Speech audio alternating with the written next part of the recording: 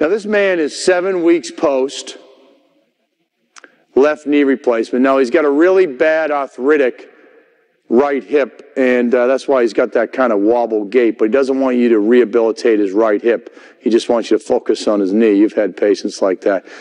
So look at his stride length here. He's got a little bit of recurvatum. Look at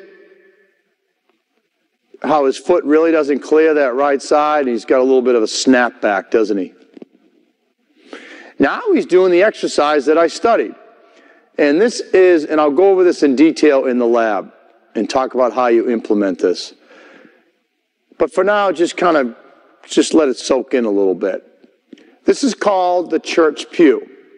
I came up with this because, as you know, in church, sometimes you start swaying back and forth, right? Back and forth. And when you sway backwards, to the point that you don't allow your toes to come up, your quadriceps fire involuntarily, or you're going to fall over. And then you sway forward as far as you can go without your heels coming up, and that actually activates your soleus muscle. And your soleus is the muscle that controls your forward trunk lean.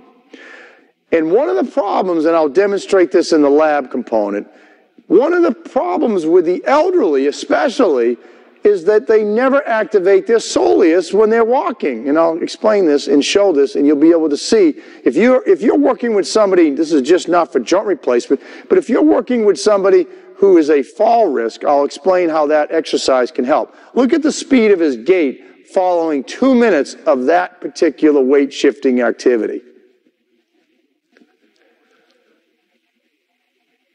And what he's doing here is one of the dependent variables in the study was a 10-meter walk test. So I had him walk the 10 meters. Now watch the stride length difference here. You can see following that intervention, look at the speed of gait and look at his stride length just from that.